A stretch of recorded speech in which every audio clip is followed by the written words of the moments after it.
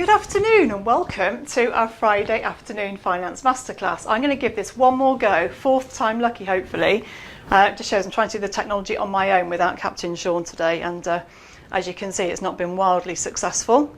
Just going to see if we're going live. Again, if you are watching, if you have the patience to still be there and still be watching, it will be great to let me know if you are there. Right, I'm going to crack on and let's assume it's working. If it's not, then we're going to write this off as a disaster. So this week we are talking about the actionable, practical ways that you can build the value of your business. If you're watching, please laugh hysterically, obviously at my efforts today. Give me some comments, some likes, and if you're watching later, please hashtag replay just to let me know you have seen it. And I'm just hoping and praying I can see this going live in the group. Yes, and it's the right way round, thank goodness. And there are 4 of you still bearing with me. Thank you so much. Okay, on with the show. Enough of this disaster. So, we're going to talk about today how, if we want to think about building the value of our business, we need to start with the end in mind. So rather than merrily ploughing on, running around the hamster wheel for years, then one day saying, oh, I'd like to sell my business, and then not finding it's worth what you want it to be, we need to start thinking now about how we might be building our financial freedom, where our future's going to come from, and what part in that our business is going to play. Because whether or not you plan to sell or you plan to run it as a lifestyle business, your business is your vehicle for financial freedom. So somewhere along the way, we have to make sure our business is set up in a way and is making enough profit and cash to build that value to give you that future. So we need to start with this end in mind, and we need to think about that now, not in 10 or 15 or 20 years time, because it might be too late. So really think through, what is it that you really want? Why did you set your business up? Yes, we've got people watching. Thank goodness it's working. Hurrah, thank you, Rebecca. Very much appreciated. So what do you want for your life, for your business? What is your plan? Have you got your vivid vision in place yet? Because if you haven't, that is an amazing place to start, because it really paints out in very vivid detail, not in a business planny, boring accountancy kind of way, but an exciting way where you decide what you want your life to look like. And unless you're going to win the lottery or inherit money, it's got to come from your business. So we need to work out where that value is going to come from. Also, if you have got sales specifically on your mind for the future, who might your buyer be? Is it a competitor? Is it someone in your supply chain? You need to be thinking along those lines if you are definitely wanting to sell, because you need to start making it attractive for that person. And what would be valuable to them? If you were going to come and buy your business now, what would you find as attractive and valuable? And think about what those things are and if you can work on them. Okay, so you might be thinking, do you know what? I've got no plan to sell my business. I'm just going to run it as me. And if I am, it could be 10, 15 years away. Or, I might just be thinking, I never want to retire. I'm going to run my business until I drop. Well, here's why it's a good idea to think about sale and about the value of your business, even if you have zero intention of selling or can't even imagine that day yet. If you build your business in a way that is valuable, you are naturally making it a more profitable business. It will naturally be a business with stronger, richer cash flow. And therefore, those things, if you do the right things with that profit and with that cash, those things will actually grow your wealth. So by default, by doing the things that make your business valuable to somebody else, you're making it valuable for you. And you are increasing those chances of you achieving financial freedom. Because when we talk about selling a business, that's called financial dependence. If you are completely reliant on a sale to secure your future, then you are dependent on the value of your company, and you are dependent on it becoming that valuable one day.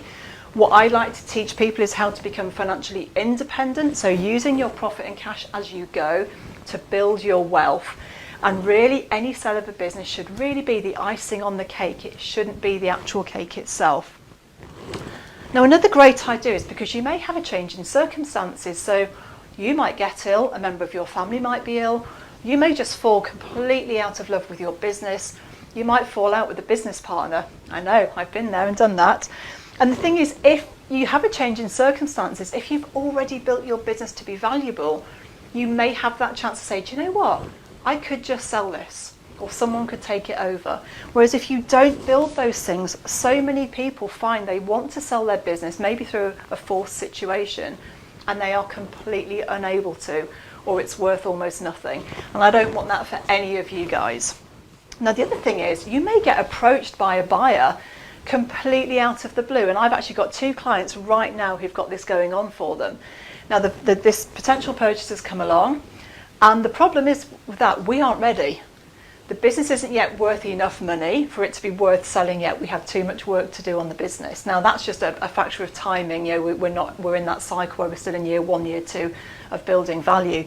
But if you get approached, wouldn't it be great to say, wow, I wasn't expecting that, but now you've mentioned it, and if the figure's right, maybe I would consider it. So there are lots of reasons why building as if you want to sell is a fabulous idea for you now and for your future. Please let me know if you have any comments as we're going through. Marvellous. Right. So I keep saying valuable, make your business valuable, but what the hell is valuable? How do we define that? And how do we know where to start on a day-to-day basis? You know, what can we actually do each day? It feels like quite a far-fetched, far-flung idea somehow. So obviously there are several elements to what makes a business valuable. So I've broken this up into 4 sections. Now the first one is your numbers, your financial performance. Growing profit year on year is a very, very valuable thing to a buyer. And guess what? It's really valuable to you too. If you're growing your gross margin and your net margin every year, you are making and keeping more and more money in your business. Now we can use that to invest in the business.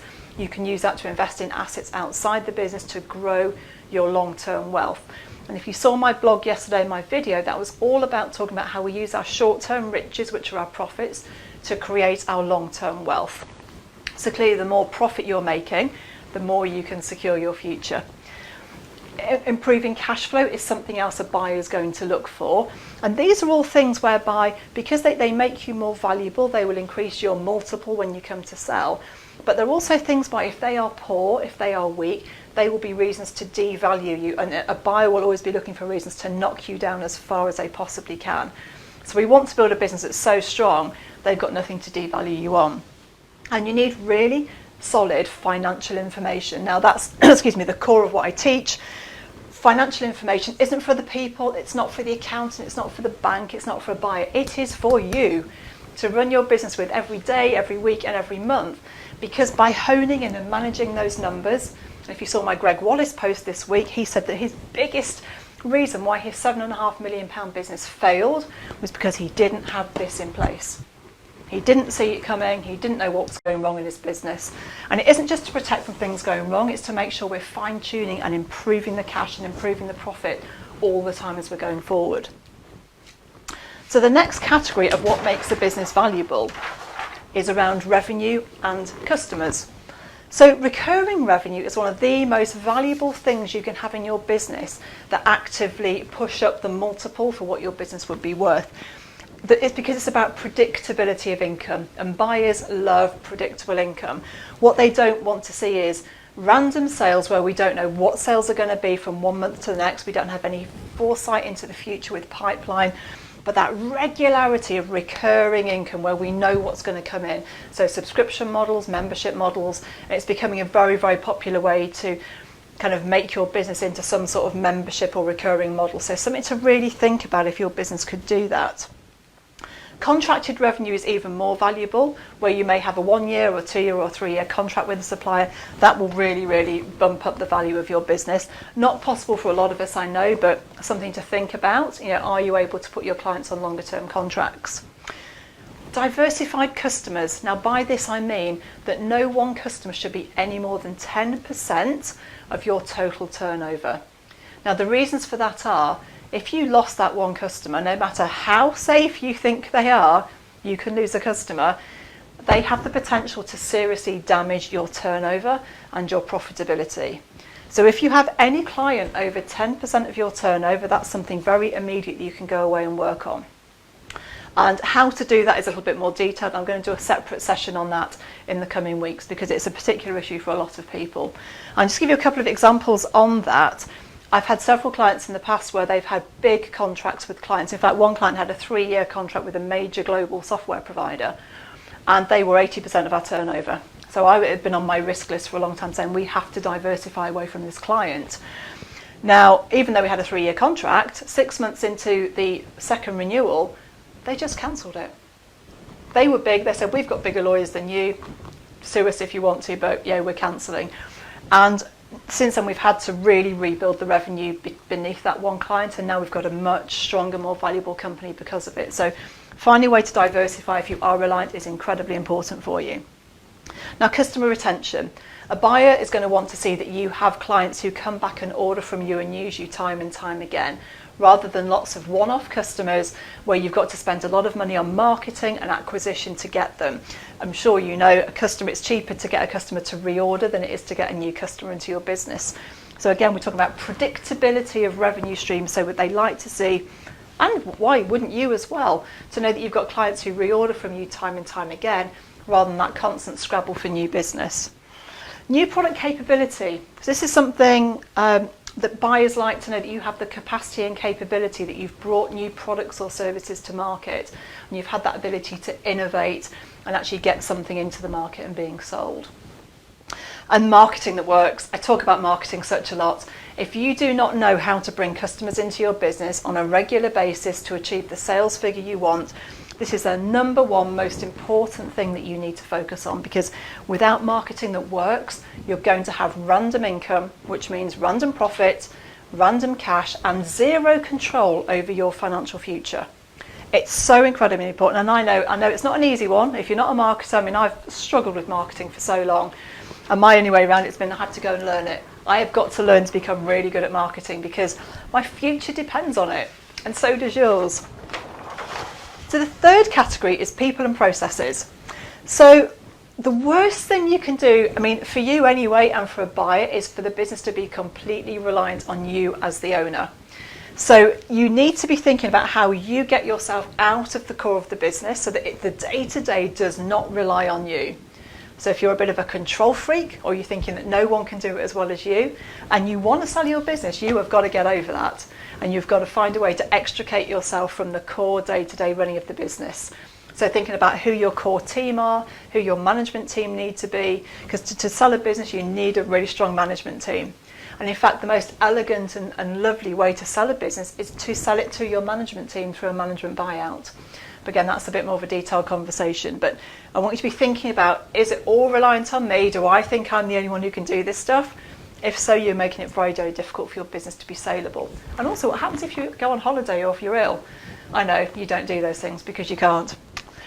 Slick, repeatable routines and processes, they kind of go hand in hand with this a little bit. It's the fact that everybody knows what to do and how to do it, that you've got automations in place to replace manual processes, but we aren't reinventing the wheel every time we need to do something.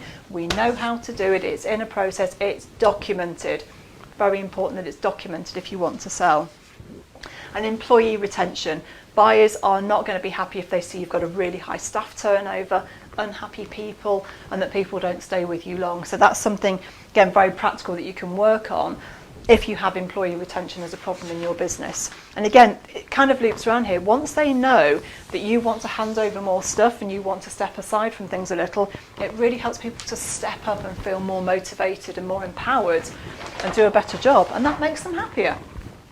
And then the fourth category again is the potential and the strategic side of things that will make your business more valuable, that the buyer can see there is potential for your business in the future for them to expand it and make more money. So the first one of those is scalability. Does your business have the ability, capability, capacity, market space? Is there enough people in your market for you to scale this business? So that's something to really think about if you're looking to add value in the future. Differentiation. Do you do anything different? What's your unique selling point? What's your differentiation that says our product, our service is better than other people, it's different to other people's because if you're just a me too business where you just do the same as everybody else, it's not going to be attracting much value, it's not going to give you a higher multiple on sale. And it also makes you very prone to, like, why would anyone choose you in the first place? And it comes back to marketing as well in a way. It's why is anyone going to come and do business with you? So strategic plan, going back to what I said at the start, have you got a vivid vision? Have you got a strategic plan for your business? Do you know where it's going and what you want to achieve? If you've got one, you're far likely to be achieving that plan and pushing it forward, but also a buyer will want to see what your plans are for the business. Brand and reputation, again, these things are going to help you in the short term as well as a buyer in the long term. What's the brand? How strong is it? How recognisable? And what's the reputation of your business in the market? And then low risk of commoditisation and disruption. Now, this might sound like it's getting a bit technical, but I'm sure you guys all know we're in a world where there's never been so much disruption. There's so much technological change, and markets are being disrupted and taken over and made obsolete really, really quickly. So if you've got a niggling doubt that there's something coming, that you're slightly worried about your business model, that automation is starting to make parts of what you do obsolete, really give that some thought, because not only will it affect your future value, it may not give you a business left in the future at all. Now, in fact, I had a client just this week where a competitor has come out of the blue, moved into their marketplace, automated what they do, packaged it and made it all cloud-based, which has become a massive threat to their entire business, and it came out of the blue this week. Now, whether they could have seen it coming, I don't know. We've not dug into that quite yet, but this is, I think, like, accountants and lawyers, all sorts of firms where, cloud-based services and automation and virtual services are starting to change the pace, especially coming out of COVID. So I want you to think about that. Is your business at risk from this? If it is, do not put your head in the sand. Deal with it. And then we've got intellectual property. So things like trademarks, patents, things that you can say we do something unique and we can protect it legally. If you've ever watched Dragon's Den, you'll know that they're all about the intellectual property because that has actual value to them. So they're the 4 things that actually add value to a business. So let's move on to what you can actually do, because this is all about practical, actionable things. Everything I teach is about being practical. So what can you actually do? The first thing I'm going to recommend you do is go and find out what your business value is right now. So that would mean talking to somebody like Barry Lee, who did the interview with us a couple of weeks ago, talk to a corporate finance or an accountant who might be able to help you. We want to know what are the valuation bases for your industry, for your sector. Now, it could be it's a multiple of profits, it could be a multiple of fee income, it could be based on balance sheet, but you really, really need to know that figure, because I want you to then measure it on a regular basis, because we want to know that all these things we're now going to do are making our business more valuable. It's an incredible feeling to know that. Make yourself redundant. Now, this may not be an overnight thing, and you may not be wanting to kind of remove yourself from the business just yet. But if you can move yourself out of the day-to-day and start to work on the business, the classic working on it rather than working in it, you will be removing yourself from the day-to-day. More than likely, you may well be a bottleneck right now. I know most business owners actually are bottlenecks in their own business. Get out of the way and let your team step up and see what they can achieve. And again, if you ever did want to sell or someone comes along, it isn't reliant on you. Because if it's massively reliant on you, you may have to stay for 3 years when the business has been bought. And that's pretty bloody miserable working for somebody else in what used to be your own business. Processes and systems are a must just for an efficient, well-run, profitable business. If you've got things that are annoying or clunky or frustrations, get a system in place for it. Get a process in place, document it, automate anything that you can. It will save everyone time, which means you can all do more valuable things. Grow your gross and net profit. Again, why wouldn't you do this? We all want to make more money. Really monitor your gross margin in your monthly management accounts and keep working on ways to keep improving the efficiency of what you deliver, the price you buy at, the price you sell at. That gross margin is the lifeblood of your business. And then flowing through to that, managing your overheads, managing and growing your net profit as a figure and as a percentage. The more you can grow that net profit, the more you can get your future secured as quickly as possible. Focusing on customer service and retention. If you have challenges around keeping clients, people not staying with you for very long, people not ordering what they could do, is it that they don't know about your products and services? Is it a customer service issue? Is it a production or a quality issue? Don't ignore it, because that is money leaking out of your business that you could be keeping. So really focus on that and find some ways to measure it. Now, financial reporting, if you haven't got great management accounts in place yet, where you can see your actuals against your budget every month, where you can see your full year forecast, where you've got your balance sheet, you've got key performance indicators, and you've got graphs that show you all the most important things. If you haven't got that in place, that is a top priority, because how do you expect to manage your numbers and create financial freedom if you haven't got the reporting? It's the absolute foundational building block of doing this stuff. Vision and strategy. If you haven't got one, you need to get one. I'm going to be doing a workshop on Vivid Vision in a couple of weeks, so that'd be a great place to start if you haven't done that already. Vivid Vision is an amazing tool. As I said before, it helps you get super focused and excited about the future you want to create. And when you're excited about it, you're actually prepared to leap out of bed in the morning and do the difficult stuff that needs doing to get there. Developing any intellectual property, if that's applicable for your business. If it's been on your to-do list for ages to get those patents registered, then get them sorted.